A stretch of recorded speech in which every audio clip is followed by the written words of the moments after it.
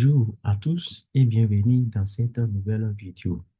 Aujourd'hui, nous allons faire quelque chose de fou avec une simple boucle for et la condition if. Je vais vous montrer comment coder cette maison ici en Python. Vous ne croyez pas comment cela est simple et puissant. Restez jusqu'à la fin pour voir comment cela est possible. Notre contenu vous intéresse? N'oubliez pas de liker, partager ou permettre à l'algorithme de YouTube de proposer notre contenu à d'autres personnes intéressées. Merci pour votre collaboration. Pour démarrer, nous allons définir une fonction ici qu'on a appelée par drop house, c'est-à-dire construction de la maison. Notre maison ici aura deux paramètres essentiels, la hauteur et sa longueur. On prendra ici la hauteur est égale à 23 et la longueur est égale à 40. Donc, pour commencer la boucle, on prend I qui va parcourir la hauteur de notre maison et J qui va parcourir la largeur. Donc, pour faire ce parcours, on va définir deux boucles, la boucle for avec if et la seconde boucle for avec J. La première des choses à faire ici, nous allons s'intéresser à construire d'abord le toit de la maison. Donc, le toit de notre maison ici aura pour taille, c'est-à-dire aura pour hauteur 11. Donc, c'est pour cela la première condition ici, pour la construction de notre toile, on prend I entre 1 et 11. Donc, dans cette condition, lorsque notre I est égal à 1, on trace cette ligne. Cette ligne est tracée en faisant celui-ci, en faisant si le I est égal à 1 et J est compris entre 11 et 30. Il faut afficher barre, tiret, tiret, tiret. Donc, pour tracer cette ligne. Le J ici est pris entre 11 et 30 parce que la longueur de notre maison est exactement 40. Or, ici, on est exactement à la 11e colonne. Donc, c'est pour cela qu'il faut commencer à partir de 11 et aller jusqu'à à la 40e colonne. Notre 40e colonne ici est définie par là. Donc, après avoir tracé cette ligne, il faut tracer les pentes. On va tracer cette pente. Pour tracer cette pente, on va prendre le I plus grand que 1 et le J qui serait égal à 12 moins I. Et on trace la pente par cette condition.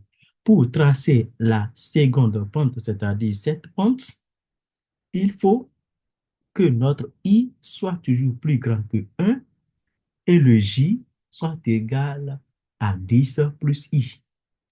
Pourquoi nous prenons 10 plus I? Parce que notre I, ici, pour tracer cette pente, la plus petite valeur de J, c'est à partir de 12.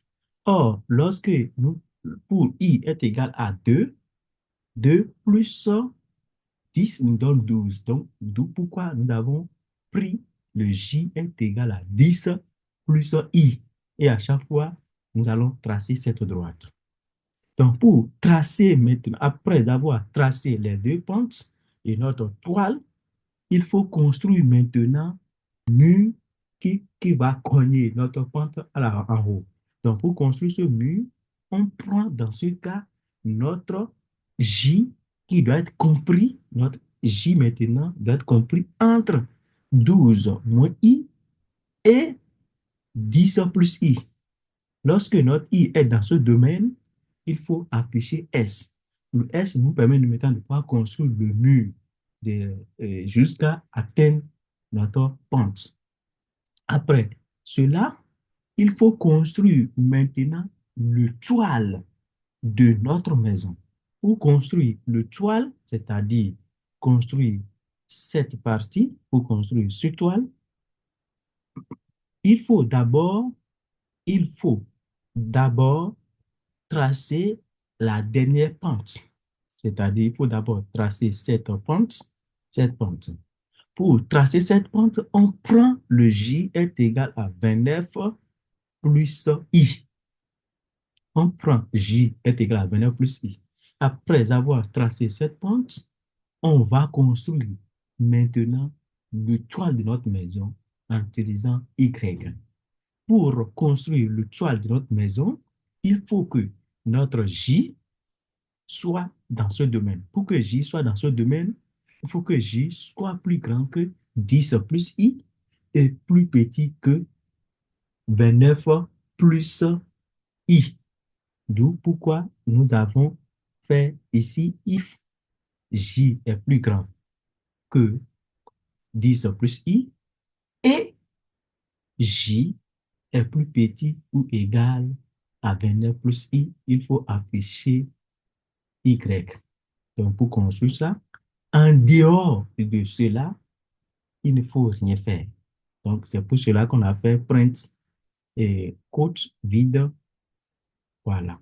Donc, nous venons de construire le toile de notre maison comme ça. Maintenant, nous allons passer à la construction du mur de notre maison, c'est-à-dire construire cette partie et cette partie.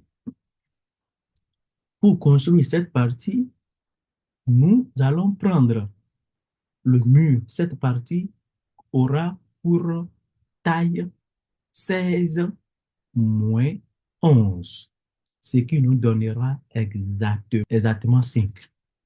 Donc, là, il faut d'abord construire les coins de chaque mur.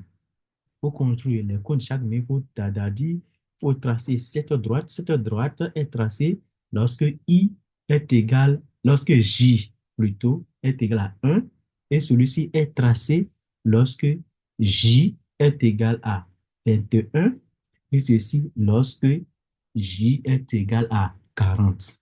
Donc, c'est ça que nous avons fait par ici. Pour I est égal à 1, J égal à 21, J égale à 40, il faut mettre pour afficher ce tiret. En dehors de ces trois valeurs, il faut construire maintenant le mur. C'est-à-dire, lorsque J est compris entre 1 et 40, mais il ne va pas prendre la valeur 1, ni 21, ni 40, il faut mettre le dièse, notre dièse qui nous donne le mur. Après cela, maintenant, nous allons passer à la construction de la porte de notre maison, de la porte et la fenêtre. La première des choses, d'abord, il faut d'abord tracer les coins de la maison. Donc, pour tracer les coins de notre maison dans ce domaine, dans cette condition, cela se fera toujours avec J égale à 1, J égale à 21 et J égale à 40. Lorsque nous venons, on a fini de tracer ces coins-là, donc pour construire la porte, il faut construire quelques murs. C'est-à-dire, on va construire, on va construire ce mur et construire ce mur et laisser ici vide. Donc, pour construire ce mur, on prendra, pour obtenir ces arrobas ici, il suffit simplement que notre J soit plus petit que 6. Et pour avoir ce trait, c'est-à-dire il faut que notre J soit égal à 5, égal à 7. Pour avoir à l'intérieur de 7 à 14, il faut laisser un vide qui constitue maintenant notre porte. Puis mettre les arrobas ici, c'est-à-dire puis construire le mur en prenant notre J entre 15 et 21. Donc, nous venons de construire notre porte comme ça. Après la construction de notre porte, nous allons passer maintenant à la construction de notre, de la fenêtre de notre maison. Pour construire la fenêtre de notre maison ici, on fait quoi? Il faut d'abord tracer cette droite et tracer cette droite. Ces deux droites sont obtenues pour J, pour J égale à 23 et J égale à 34. Mais il faut que notre I soit compris entre 17 et 20 pour que ça ne vienne pas jusqu'en bas, pour qu'on se restreigne à ce niveau. Lorsque notre J est à l'intérieur de 24 et 37, il faut mettre un vide. C'est-à-dire, ceci, il faut mettre un vide et c'est ça qui est fait par ça. C'est ça qui nous permet d'obtenir ce vide.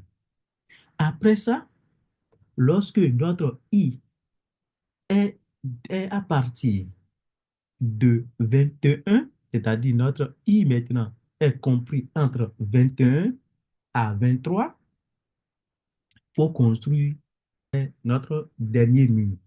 Donc, pour construire ça, il suffit simplement que notre J soit entre 23 et 34, et 38 plutôt. Il faut que notre J soit entre 23 et 38. Lorsqu'on est dans ce domaine, il faut mettre les arrobases pour construire le mur. En dehors de cela, il faut mettre le vide, ce qui nous permettra de pouvoir obtenir cette maison. Je vais compiler et vous-même, vous verrez ce qui est le travail.